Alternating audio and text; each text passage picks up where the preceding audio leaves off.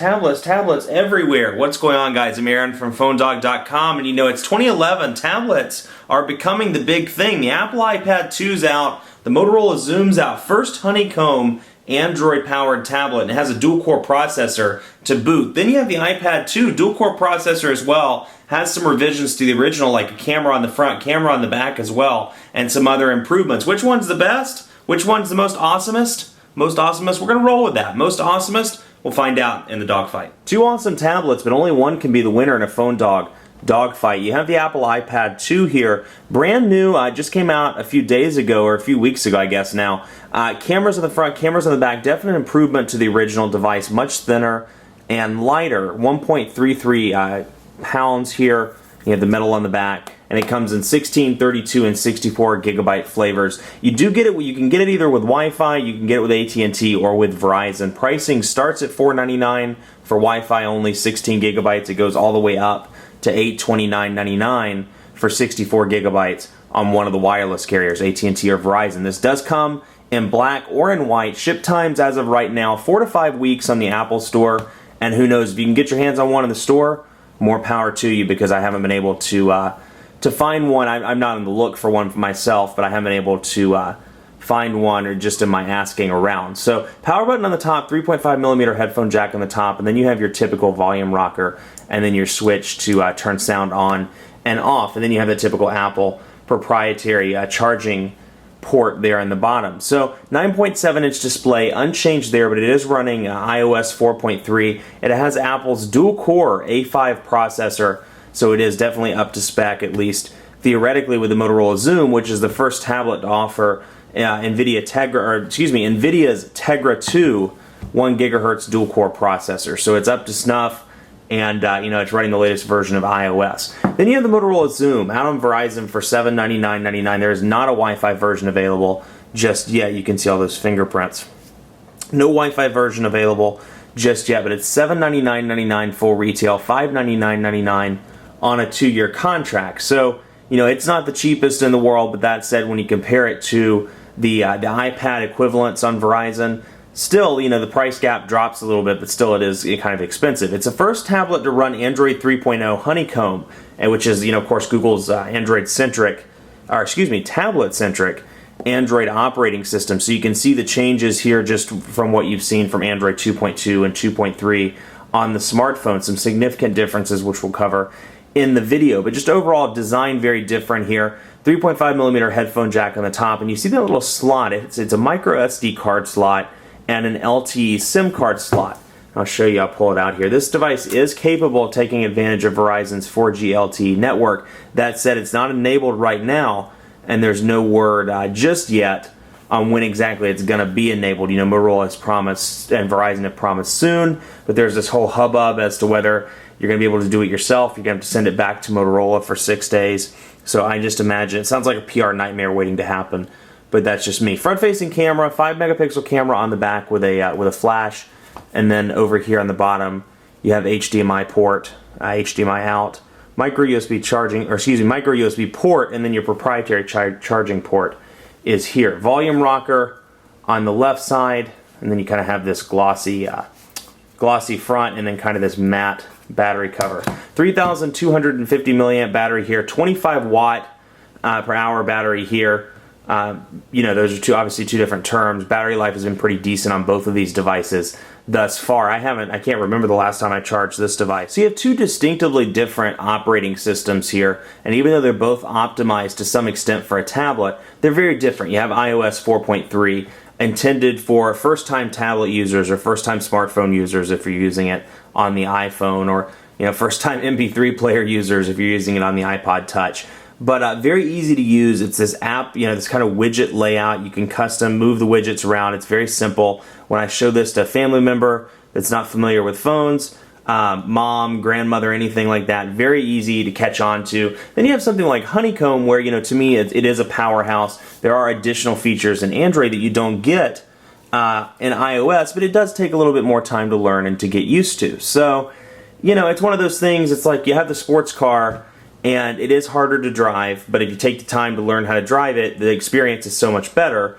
or you have something like this that's definitely great in its own right, don't get me wrong, and there's a wonderful advantage to having a device like the iPad 2 in the market, but you know, it lacks in some things like widgets and some of the other stuff that comes in Honeycomb or in Android. You know, Google just full on Google support with Gmail, with Google Talk, with native Google Talk using the camera, and more. So you know, it's one of those things. If you take the time, you learn how to use it. I think the Zoom may fit people better. But then you have somebody like mom, grandma. I mean, there's a huge market for iOS, and that combined with the ecosystem with iTunes just makes this device almost unbeatable. So the benefit here, they both have fantastic web browsers, but we're going to have to pick one, and we'll see here the iOS browser, which in my opinion has fallen a little bit behind with something like Honeycomb. I mean, absolutely fantastic browser, and I'm not an Android or an iOS fanboy by any means, but the implementation of kind of this Chrome-like web browser in Honeycomb, I just was blown away with this. Let's go to phonedog.com. We'll load that up, and while that's loading over here, we'll load the same thing up on the iPad. Very good, and again, it goes back to this whole, very easy to use. Pop that up. And very easy to use, very simplistic.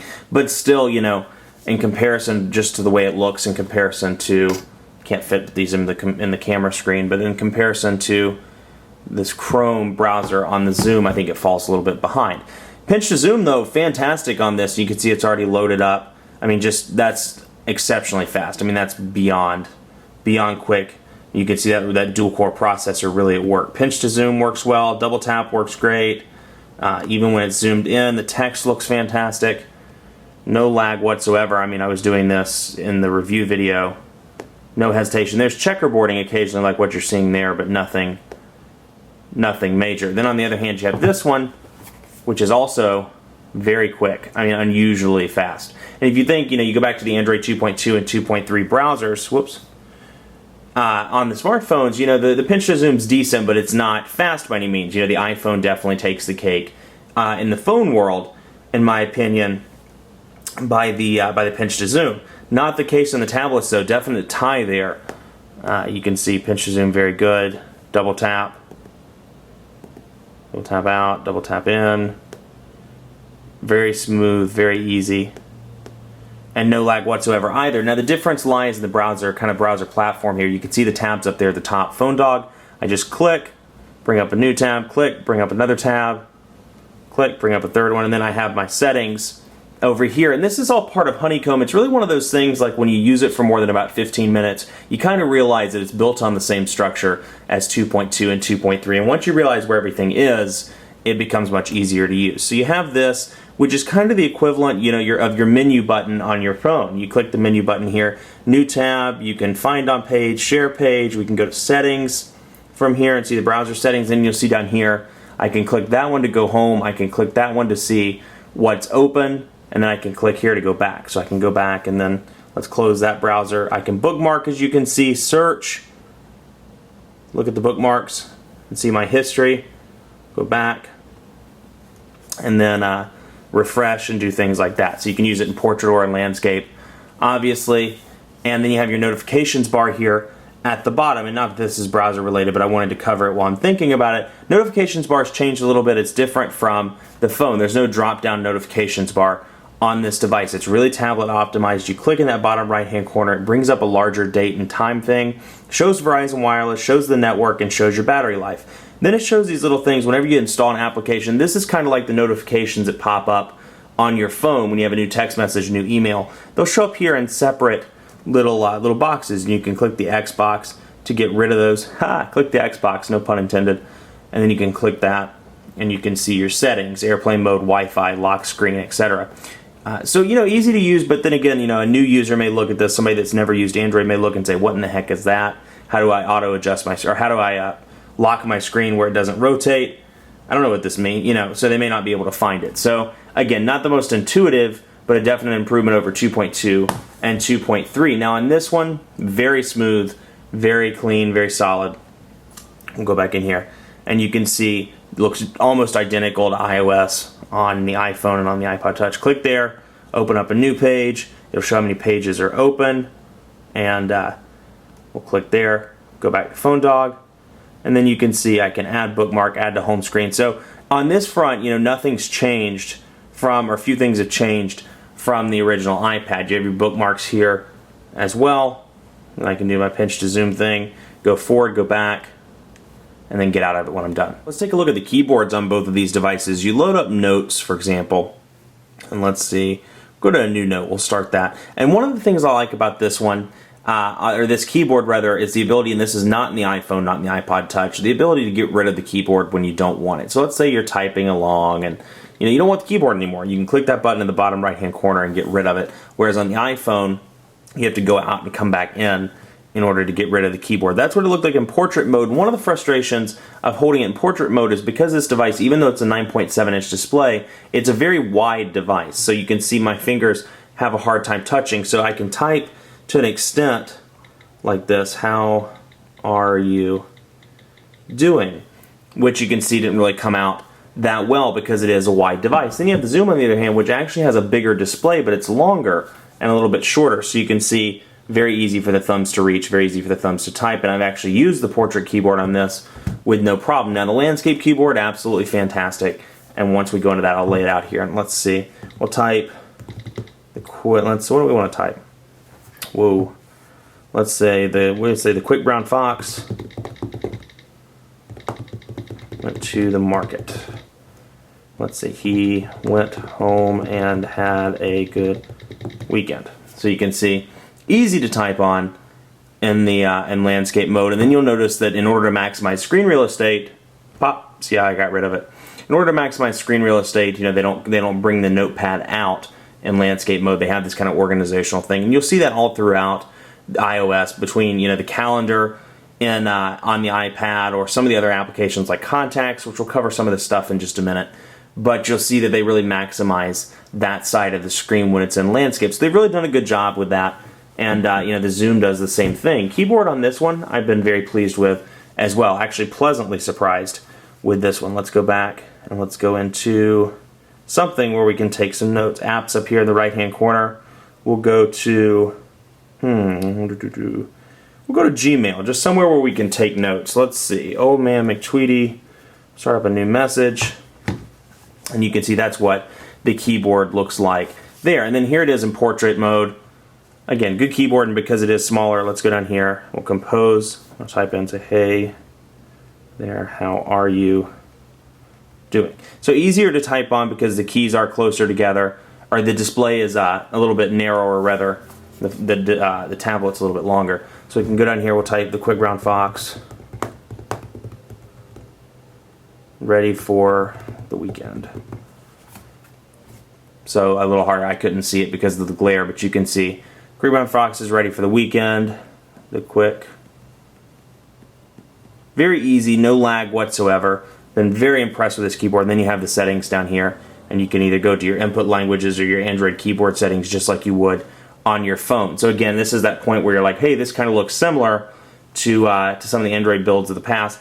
It's really just masked by a very pretty tablet-centric user interface. But both keyboards fantastic. This is another place. This is a really hard dogfight because, like the browser, this is another place where I have to give it kind of a tie. Let's take the iPad out of the picture for a minute because it doesn't have one thing that the Motorola Xoom does have, and that's widgets. You can see, and we'll talk a little bit more about Honeycomb while I'm in here. We covered a little bit of it earlier, but there are some differences. You'll notice that Google's up in the left-hand corner. The apps drawer, it's no longer a drawer, it's a button up there, and you can see all, or you can see my apps that I've downloaded throughout the time that I've had the Motorola Xoom. So I can go back and I can add something, and this is where, on a phone, to give you a comparison to an Android phone, is where you tap and hold the screen and it would bring up that menu. That's what it does here. So you have this organizational kind of thing here going on: widgets, app shortcuts, wallpapers, and more. So we can change the wallpaper from here. We'll go to the gallery and we'll pick one. Camera, no, I don't like any of those. Let's go to wallpapers, change it to that one, and then bam, we're changed. So I click on that again, you can see widgets, app shortcuts, and more. And there are some really useful widgets: the analog clock, bookmarks, books, CNN, which is an app I downloaded, but you have the calendar widget, and these are what I really like, the Gmail widgets, and I'll show you those briefly. You have a couple of home screens here, and you can see those in detail. I didn't mean to go out so early. You can see those in detail when you're trying to bring widgets, but you can bring on the Twitter widget, for example, and you can drag it to a specific home screen, then when you click there, bam, it's already on there. So you can scroll over. And one thing I like, dynamic widgets. You can see no longer is it just this little inbox widget with Old Man McTweety. I can actually scroll through my inbox from here and click on a message and access it right away. So go back to CNN as well. Very easy to navigate through those dynamic widgets. Happen to really be impressed. And we'll go to the books, for example, same thing. And same thing with my bookmarks. So those dynamic widgets, all of which iOS doesn't have as of yet.